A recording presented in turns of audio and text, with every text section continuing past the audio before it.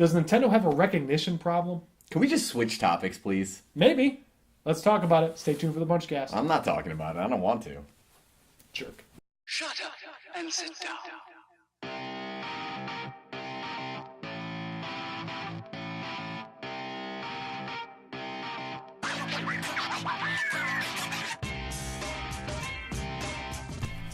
Welcome, everybody, to the DwnFwdPUNChcast, episode 12.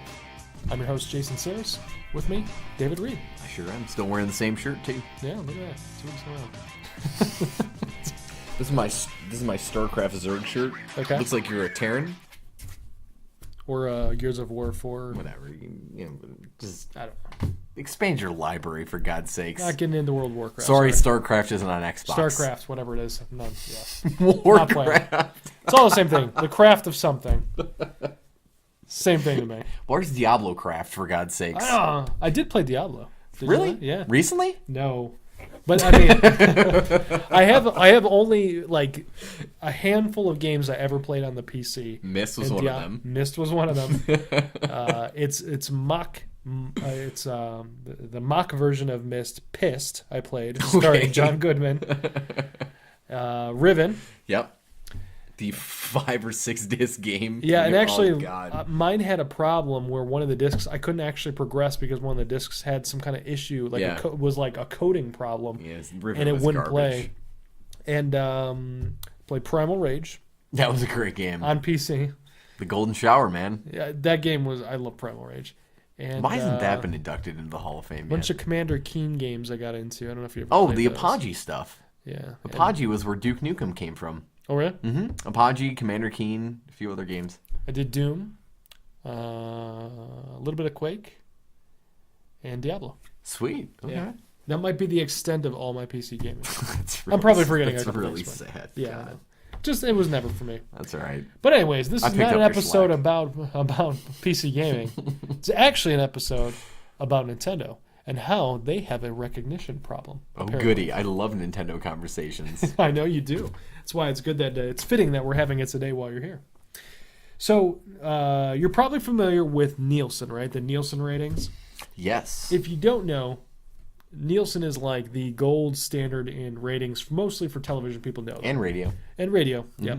So they have a group of people that you become part of the Nielsen system, whatever. They send you out surveys, and I think it's just that you just answer a bunch of questions. They used to put a box on your TV. I think they would do a box capture too. what you watched. I'm sure they do something. I mean, think about the technology that we deal Yeah, with I right think now. there's a It's gotta box be as that. well, but I Please think a lot fill of out it. the survey on a piece of paper and mail it back with a stamp. I believe what the problem that happened with the box is because DVRs have thrown a lot of that off. Sure. Because now you can be watching one thing, but you're still going to watch something else, but they run concurrently. So part of it, I'm sure, is involves technology, but it still involves the archaic form of writing on paper. But anyways, Nielsen surprisingly actually does video game surveying as well. Sure. And they have done this for the last 8 years, and this is actually pretty new to me. I didn't realize that Nielsen got involved in that, but they do. I didn't know either. And they just released their most recent gaming report. In there, Please tell me how many oblivious people are out there. oh, I'm going to tell you. So they have categorized it in 2 different groups. So they have just general consumers, or the general population, which is anybody 13 years of age or older, and then they have a group of people that identify themselves as gamers, again 13 and over. Okay. So they asked, and part of this process was, how familiar are you with the various consoles that are available? So they gave them the options of PlayStation 4, Xbox One, Nintendo Switch, the PlayStation 4 Pro, the Scorpio, or none of the above. So in the general population, the PlayStation 4, 69% of people were familiar with it and at least knew what it was or had heard of it before. The Xbox One, 61%. The Nintendo Switch, 22%. I would be really interested to see if, you asked somebody if they knew what a PlayStation 4 was, and the first thing that they're thinking about is, I've heard the word PlayStation. Instead a fair of the, point, yeah. But at the same time then, you ask people, okay, so you have some stats here, right? Some numbers, right? So you have the A little bit, 69, what is it, the 51? 61. 61. 69 for PlayStation 4, 61 for Xbox One, and 22 for Nintendo Switch. So then that also then leads me to believe that is not the case, okay? Only because the word Nintendo should be synonymous with anyone's childhood or, Mario, for example, whatever. I mean, people know Nintendo, I feel like. So my guess is that these might be fairly accurate because the Switch in itself being at 20-something%, that's pretty low when Nintendo, I feel like, would probably be like in the 70s or 80s. I mean, if you ask anybody what Nintendo was, I think you would know. think that Nintendo, like just the word Nintendo is a pretty household name still, or at least people are familiar with it.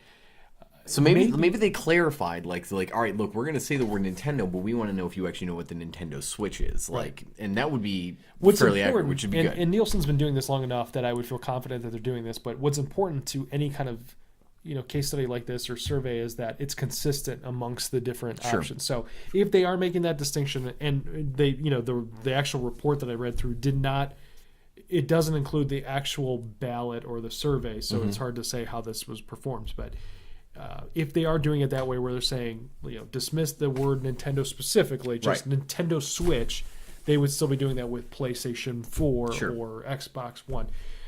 So this is interesting because, as you and I and probably a lot of our audience knows, the Nintendo Switch is selling relatively well. I mean, it's the quickest selling console that Nintendo's had. You didn't use your second favorite word. Bananas. Gangbusters. I'm going to reel it in from Gangbusters. All right, I'm going to reel it in from Bananas. I'm still waiting for the effect. Like I know. Bananas At some point, I've caught on that I say things are bananas fairly often in these podcasts. I love it. So at some point, we're going to have a little bit of or some kind of graphic where bananas rain from the skies, and maybe Donkey Kong makes an appearance or something. Why did Chiquita Bananas never partner with Nintendo to make like Donkey Kong Bananas or something? They probably did, but Nintendo had some ridiculous hoopla that they had to make everybody go through and to get that gold seal of us as a sticker. Nintendo seal of approval. Yeah, as a sticker on each banana, and Chiquita's like, this is not worth it. And that's kind of their thing. But so far, or right now, Nintendo is projecting that in the first year of the Switch's life, they're going to sell 10 million consoles, which is huge. Which is pretty solid. When you compare it to PlayStation or Xbox in the first year, it's a flash in the pan. Right. But compared to previous Nintendo consoles, that's doing pretty well. Yes, it is. But there's also another point to this is the price point of the system. You're talking an initial system launch at $300 versus Microsoft at $600 and PlayStation at $500. Those are expensive. They're like almost double the price of a Switch. Yeah, but wouldn't that hurt them then?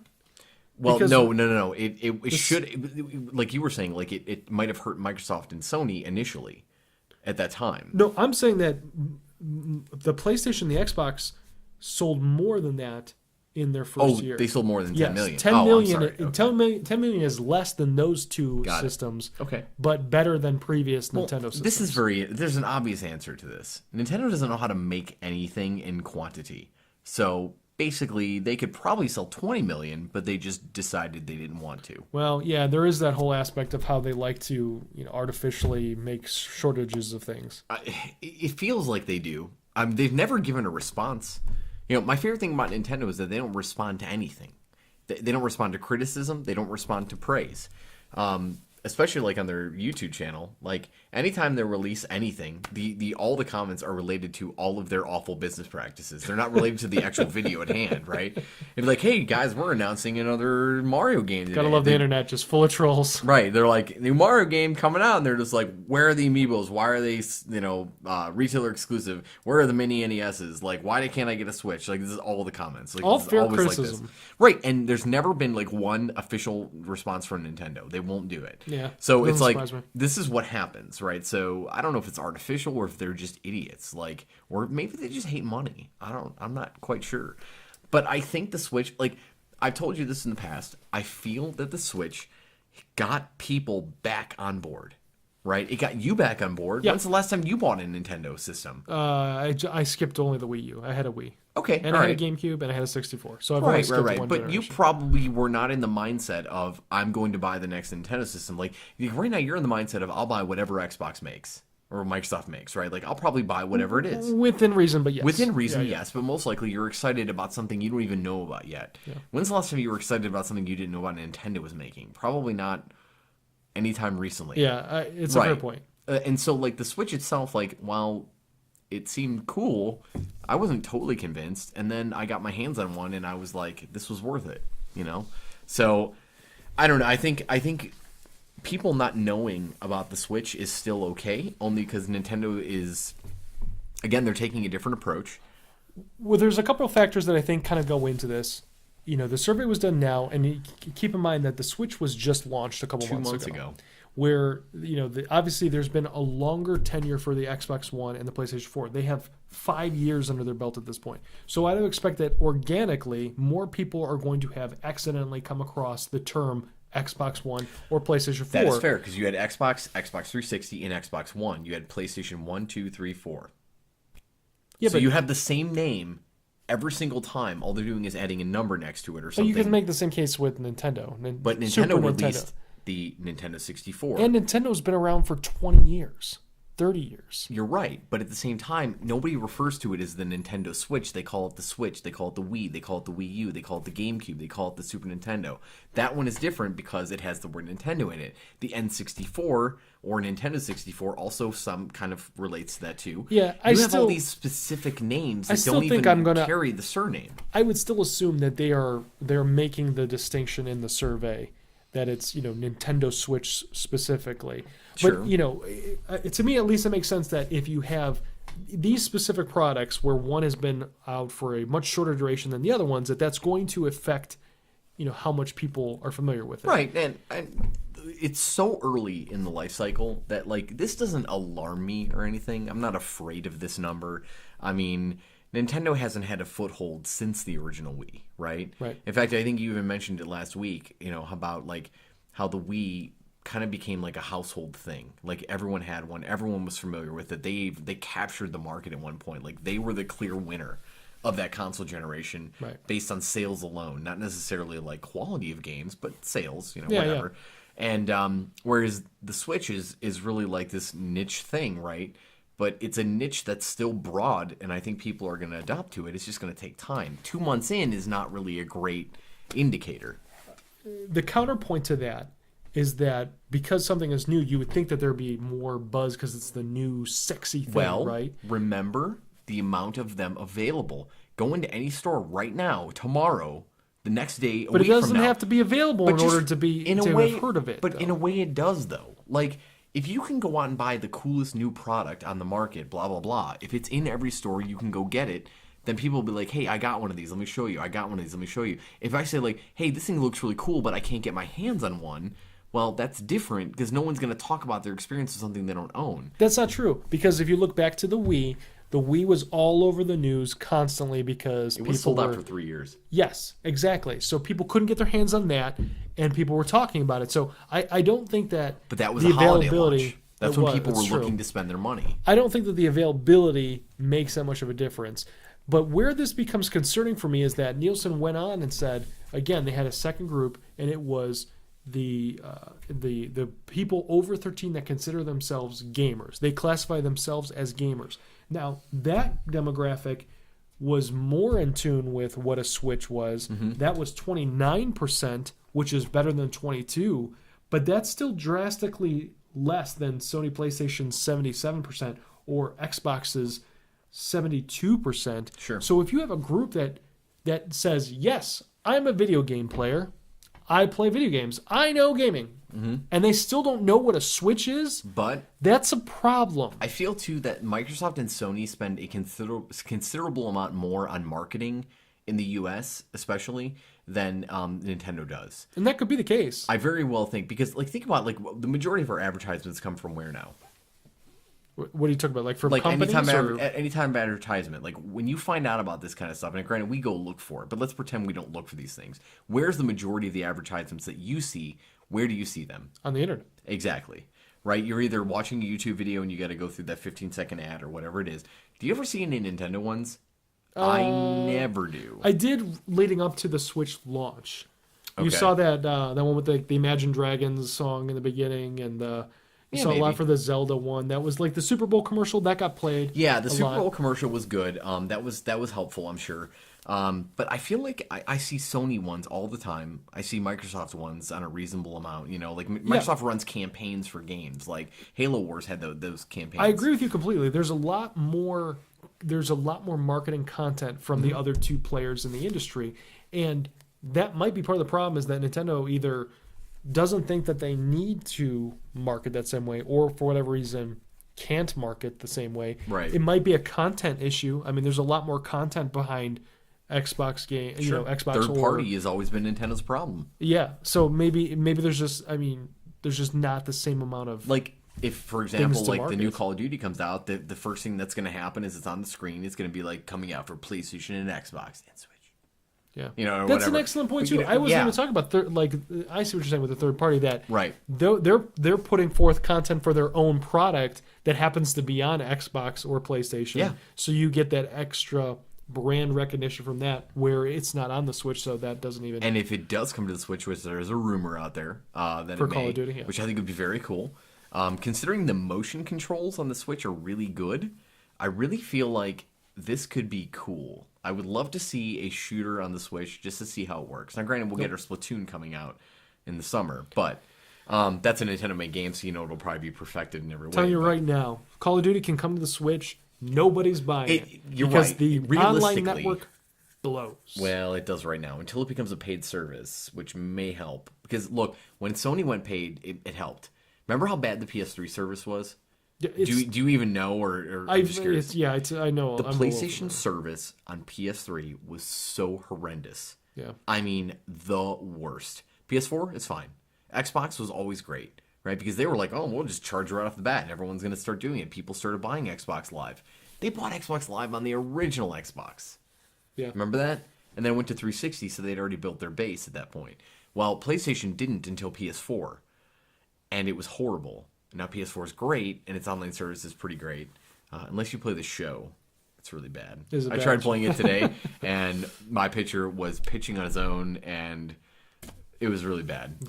Anyway, but in most cases, like a paid service will support a company's decision to make a better online experience for people, which is one of the reasons that as much as I want to hate it, I approve of it, and I'm okay with paying for that additional service to make sure that they can support the games that I like. Listen, I agree with that sentiment when you're looking at somebody that you have a reasonable expectation that they can make it work. Like when Sony said that they were going to pay for this, they're going to change their model for their subscription service to be a paid model.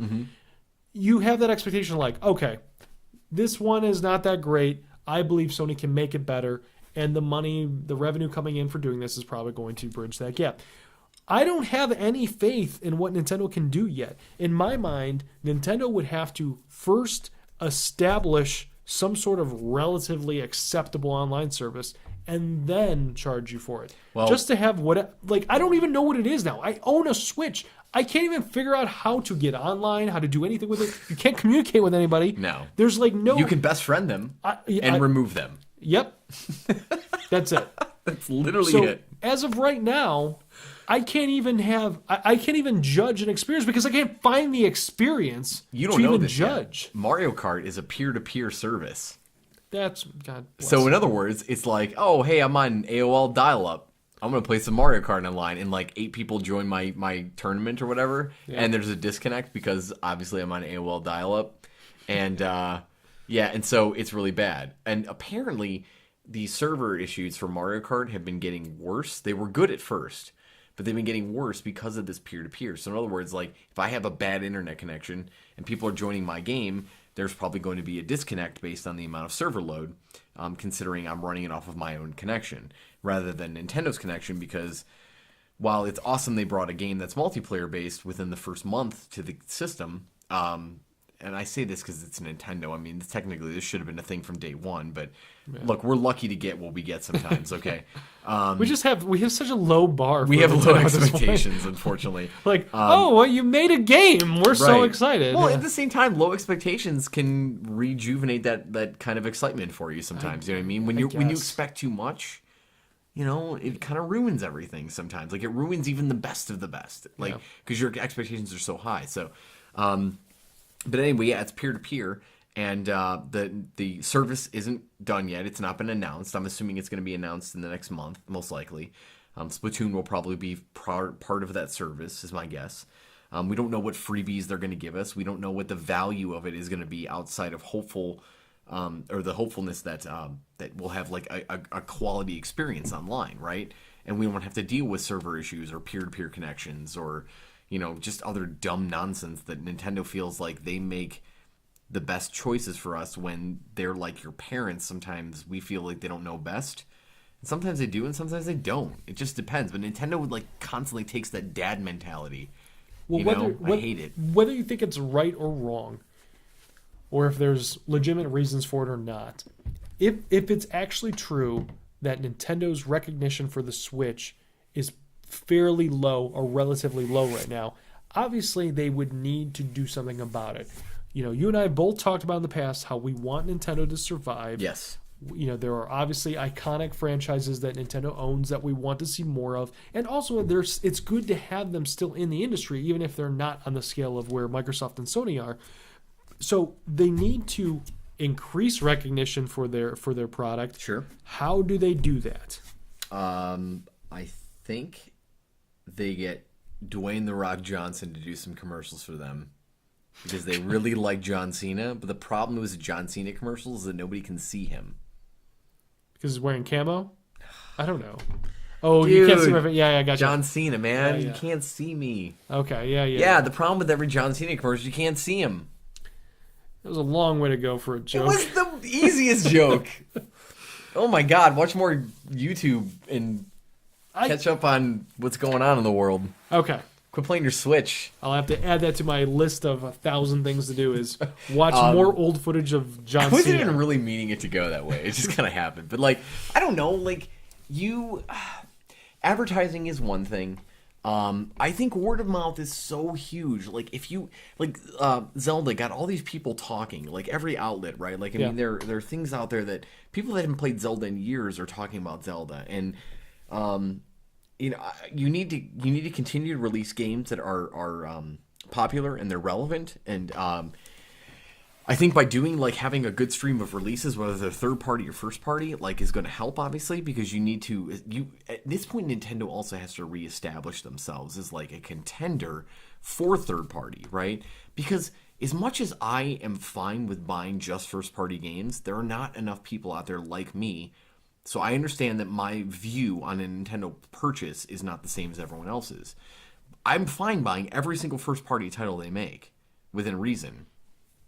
But some people out there, need to have their cross-platform games. They just have to have them. And that's fine. It's okay, but Nintendo has to make it, look, but they need need to reach out to the people that aren't aware, though. So, it's more, I think it's more than just...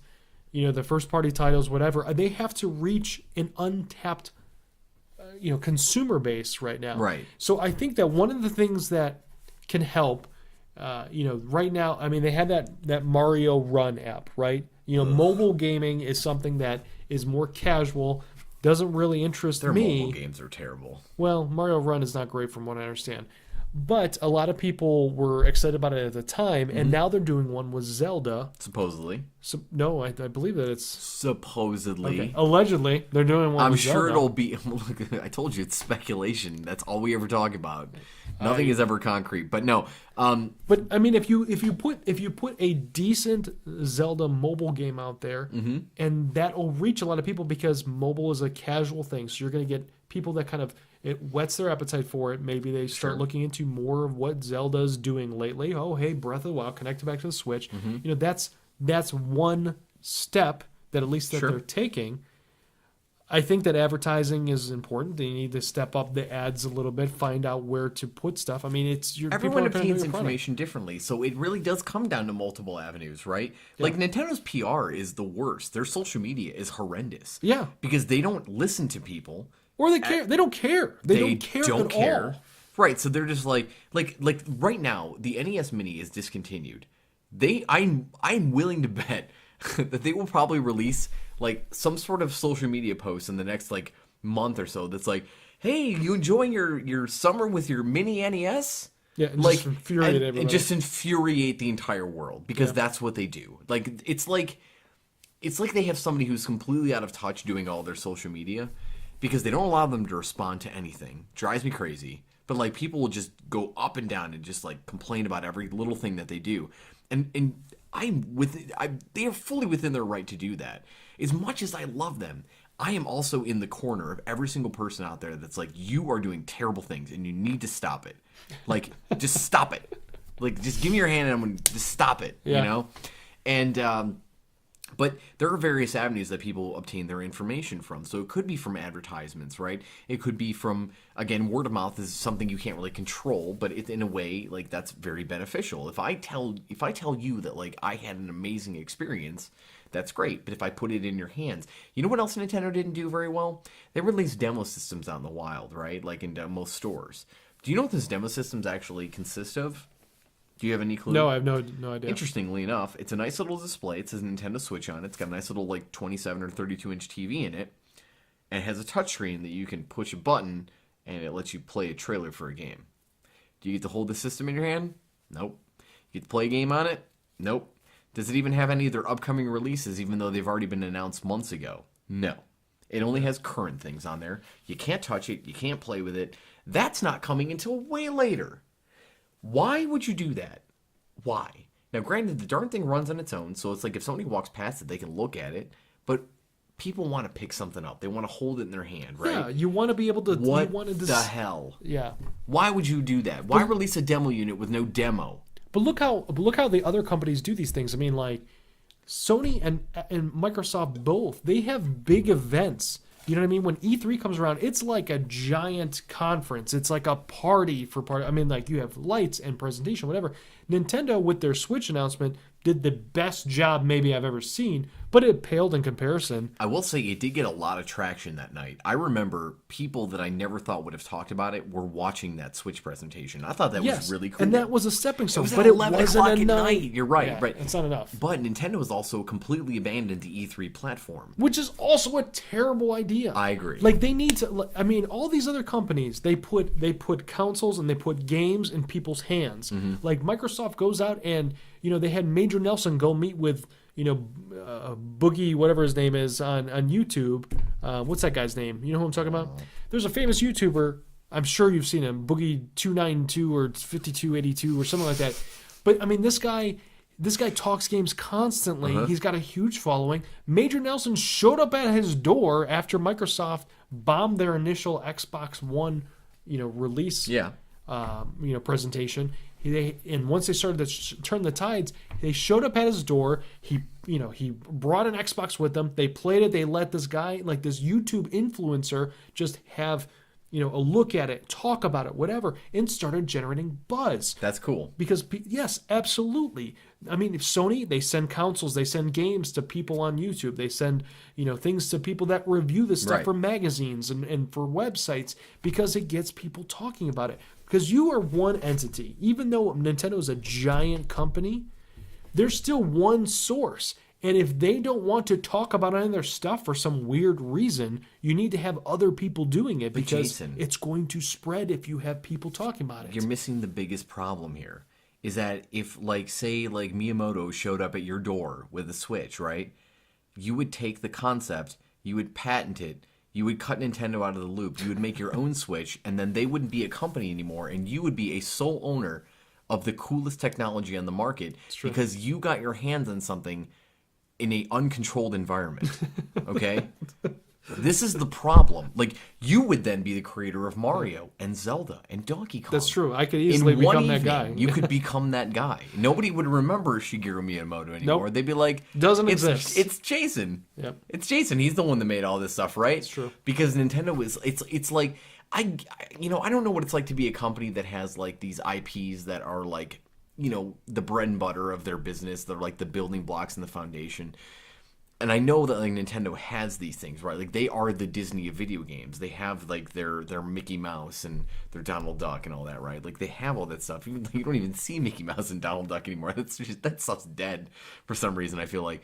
But like it's like they don't want to let anybody even get near that They stuff. want to control everything so tightly Yes, they do. that they are blind to the opportunities that they have to progress their brand. Right. And instead of like when we lost Iwata, right? That was devastating because Iwata was not only was he a game developer, but he was a gamer. And for him to be the CEO of the company and be the face of the company, you know, like we all know Reggie, right? And we wish we got to see more of Reggie, but the problem is Iwata tended to take the spotlight for Nintendo. And you know, over time, I started to get used to it, and I was like, I like this guy. I really like him as being the face of Nintendo. And now some new guy, nobody knows his name because he doesn't make any public appearances. He doesn't do any Nintendo Directs. He's just the guy that does the managing of the business, but he's in the background. Whereas before we had the manager of the business in the forefront, right? Right. Well, now they have all these like random people like doing like their videos and all this other stuff, right? But it was always nice because I always felt like when Iwata's on screen, I'm like, I'm getting a one-on-one with the CEO of a company.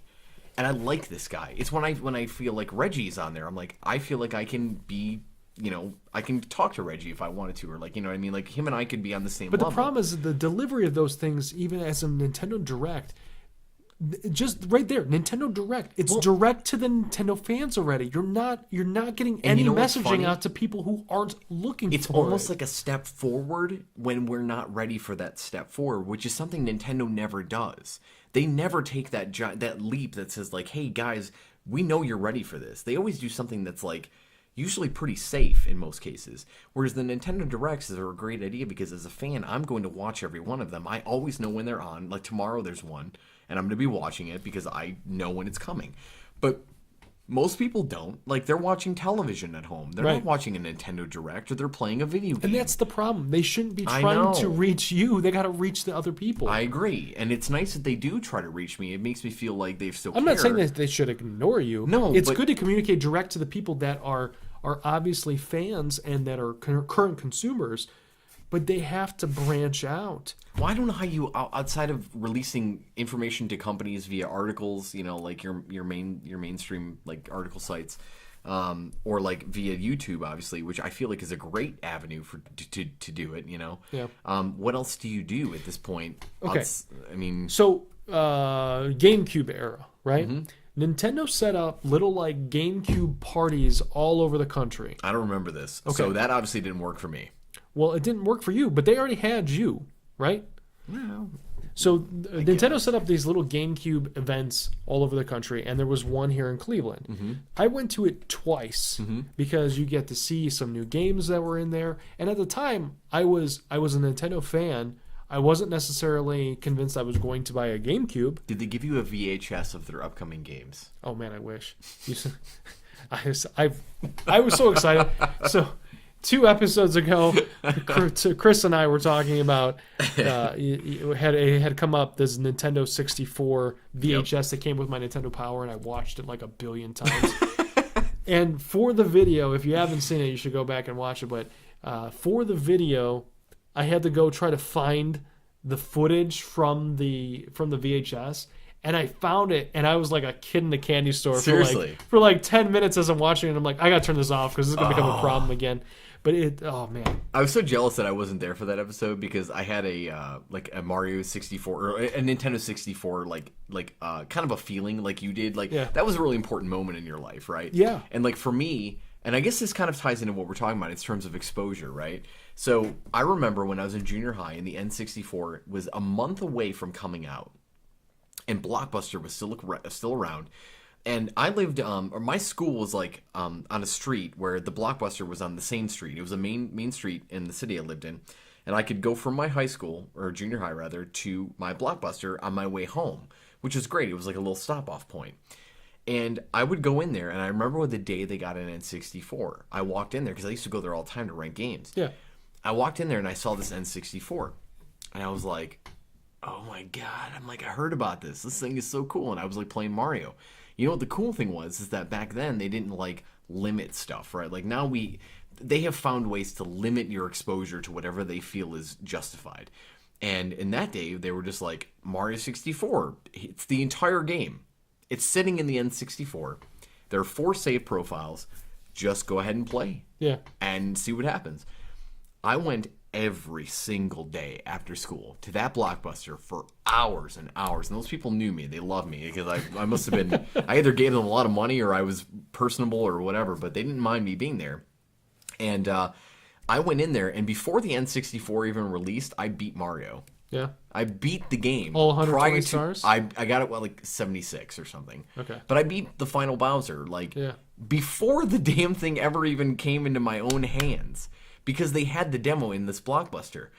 And at that point, I mean, I was blown away. And you would think, oh, I beat this game already. Dude, I bought the game again, and I beat it subsequently over the course of my life probably like 13 times now. Yeah. I love that game so much. And you probably talked about it with a ton of people. Everybody. Exactly. And that's because they made an effort to put it out there in a public environment where you're going to accidentally stumble upon it. Because if you're just going to have a gaming kiosk in a video game store, you're only going to get people that are looking for video games to come find it. People that are probably hearing your message already anyway. Right. If they put that in, obviously Blockbuster's not around now, but if you have those, more in Walmarts, which I know they do sometimes, but if you have them in other types of stores that could also, be selling these things, but isn't like the people's main destination for going to that store, you have them in your Targets and your Best Buys and all these other things, and you have playable demos and a nice stand, whatever, you could get people to stumble upon it, give it a whirl, and feel it. To your point before about getting to feel it in your hand, it's hard to do with a portable. Right. The Switch would be difficult to do that. But they do it with cell phones. Security thing on it. It's fine. They have cell phones that are all tethered and whatnot. It's like they have to get people out there. They have to expose people to it. When the Wii came out, Nintendo was doing this like the GameCube, they did these cross-country things where, like, they set up these giant units. Like, they rented out, like, some sort of high school in Lakewood, and they had this giant Wii event.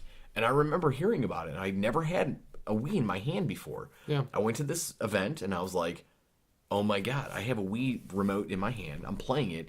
This is freaking unbelievable. Yeah, and those are the kind of things that even though the people that are attending those may be people that would have heard the messaging already. Right.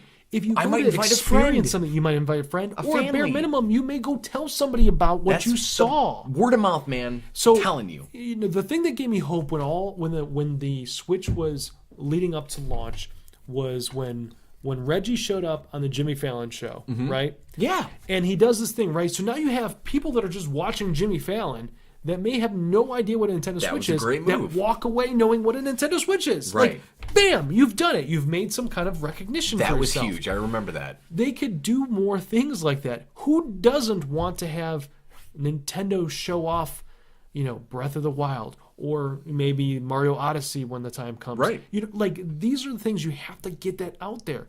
Nintendo, as much as I love them and hate them at the same time, they do some things so well, and they do other things that are just so obviously wrong. Yes, they do. Just all the really, time. It's not rocket science. Show people things. Show new people things. Well, my favorite thing is that when they first showed off Zelda, it was so cool. Like, it was like this cel-shaded thing, and like he's riding on a horse, and he like jumps off his horse, and he's fighting a guardian. He shoots his like bow and arrow in the air, and they created like this cool little short little sequence that never actually even happens in the game, right? But you were like, whoa, I don't even know what this game is, but it's Zelda and it's sweet, and that's all I care about, right? Yeah. Okay, so you got your initial core audience hooked, right? And then they did like a few more Zelda things, whatever, but they were boring. It's like climb a tree and chop it down and collect apples, and I'm like, I don't give any anything about this. Whatever. I'm like, I'll wait for the game to come out. I literally knew nothing about this game except that it was Zelda. I'm gonna buy it. That's fine. It's when I played it and when I got to tell everyone else the experience that I was having, and then all the articles came out, all the reviews came out, and it was like accolades here and there and all that stuff, right? Like all of that combined, right then and there, got people initially interested in the system, and that was huge for them. This is the second time they've released a Zelda with an actual system launch. The Wii was the first one. But, like, I didn't know anything about Zelda. I mean, I was excited for it, but not in the kind of way, like, if there are games that I get super excited for, that I'm like, I have to have that game. Zelda was kind of like, yeah, I'm really excited about it, but I didn't know anything about it. It turned out to be the most ridiculously different Zelda than I've ever played in my entire life. And don't get me wrong, they're going to get recognition organically that way by making the games. We've explored a lot of avenues. Is kind of what I'm getting at, right? Like Like there's word of mouth, there's actual physical advertisement, there's like being part of pop culture. There is like video exposure, there's audio exposure, there's print exposure, obviously. Yeah. There is sometimes social media exposure, even if it's done poorly, it can still be, a thing. There are so many different avenues. I don't know if they've really found that perfect blend or not yet. But again, one of the biggest ones is that without third-party support, all those other advertisements that are coming from all those other companies that aren't mentioning the Switch Right. is hurting them initially. That's a good point. And yeah, absolutely. So, I mean, it's almost like I feel like we always have this thing where you're kind of like, I know better than you do. I'm a smarter person than you guys. Like, but I mean, I don't know. Are we? I just feel like we figured out the formula. Why haven't they?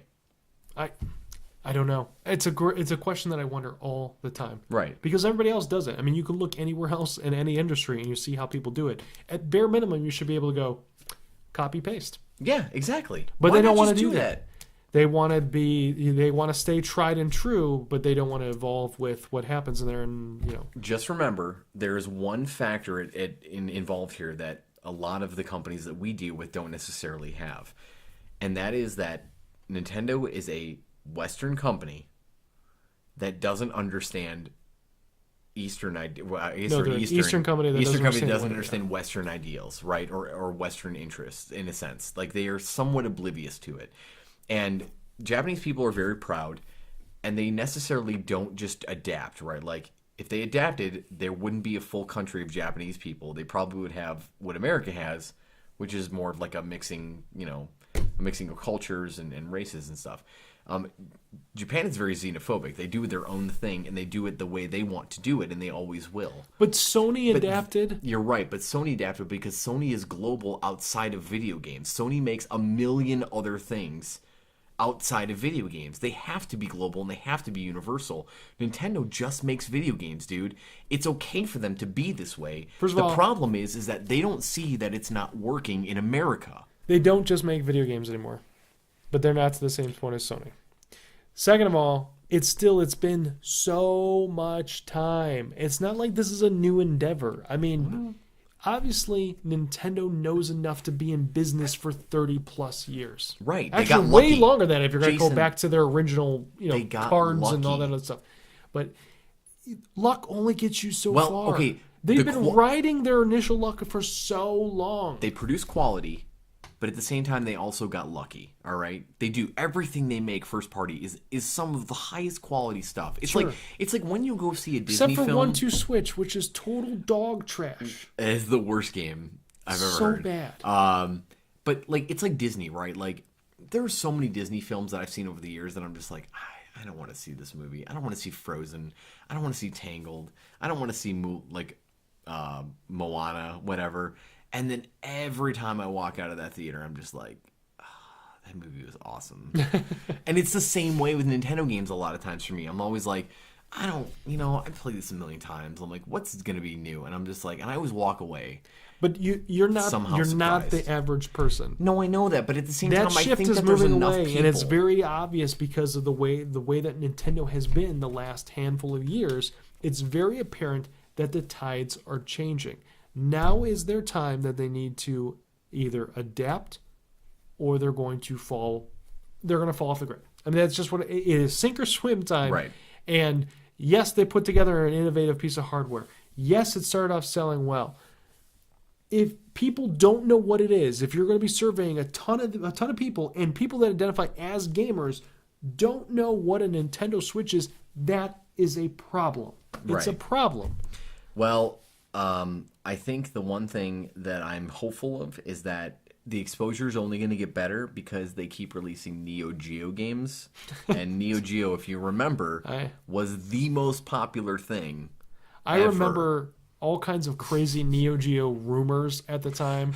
And at some point, it's I'm going to have to... It's a system that never dropped in price. It never dropped in price. And there was the gold cartridges and the weird cards that you could bring to the arcade. All these things. I don't even know how many of these things were true and how many of these things were just like childhood lore. Yeah. But that's a discussion for another time.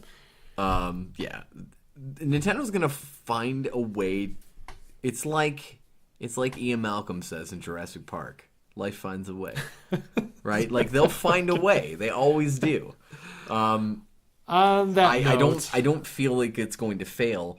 We're 2 months in with 2 initial first-party launches, and we don't know anything about the online service. We don't know anything about E3. All we know is that 2 more games are coming out, or 3 first-party titles: Splatoon, ARMS, and Mario Galaxy, or Mario Odyssey. That's all we know right now. Right. I wish they wouldn't be so secretive about it, but at the same time, it's still like, for me, it gets me excited, but for the general populace, maybe it frustrates them. I don't know. I don't know what those people think. I know what I think. I'm excited. Well, why don't you tell us what you think? Yes. Does Nintendo have a recognition problem? How do they solve it? What do you want to see Nintendo do to finally get a little bit of exposure and to ensure that the Switch survives? We don't want Nintendo to go away, as much as I like to give them a hard time. Yeah. I want Nintendo to stick around. So leave a comment below. Let us know what you think. Share this video. Like it. Leave your comments. Put it on Facebook. Do something with it. Go pedal it in the back of a van. Sure. That's fine too. Sell it at a garage sale. Yeah, please. Do Whatever. anything. Don't matter. Doesn't matter. If you would like to follow the group on Twitter, you can follow us at DwnFwdPunch. That's at DwnFwdPunch. Or you can follow me directly at Sergio Armani. David, I know that you are not on Twitter. No, I will probably be in the hospital, so you can look up my medical number and contact me that way. I'll probably be in room 132. Okay. If you want to come visit me, I will most likely be strung up in some sort of bed for the next few weeks. This was rough, so I don't know. That's where I'll be, man. Just come visit me at the hospital. I would just double check the room number before you walk in. Flowers wouldn't be a bad idea. Stop by any hospital. Walk I into do like 132. balloons that say "get well." They work.